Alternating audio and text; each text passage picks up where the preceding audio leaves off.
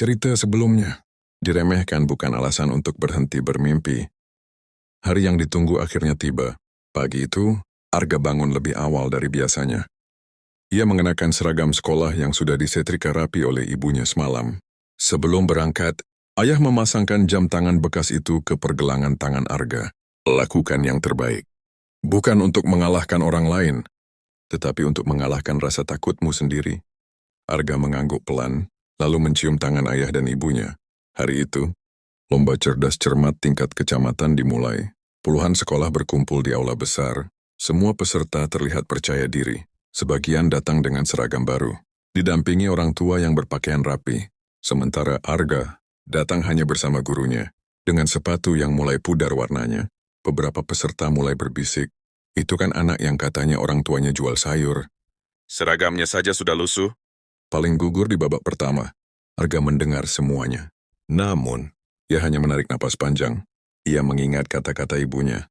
Kemiskinan bukan alasan untuk berhenti bermimpi. Babak pertama dimulai. Pertanyaan demi pertanyaan dibacakan. Dengan tenang, Arga menjawab semuanya. 1, 2, 3, hingga 10 soal. Tak satu pun jawabannya salah. Para guru mulai saling berpandangan. Anak itu hebat sekali. Babak kedua semakin sulit. Banyak peserta mulai gugup. Ada yang salah menjawab. Ada yang memilih diam. Namun Arga tetap fokus. Setiap jawaban keluar dengan penuh keyakinan. Hingga akhirnya, bel berbunyi. Wara pertama, yang diraih oleh Arga Pratama.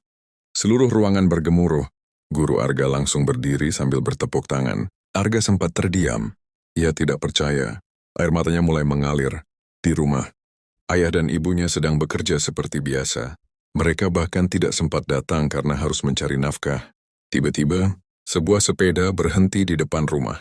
Guru Arga datang membawa piala. Anak kalian menjadi juara pertama tingkat kecamatan.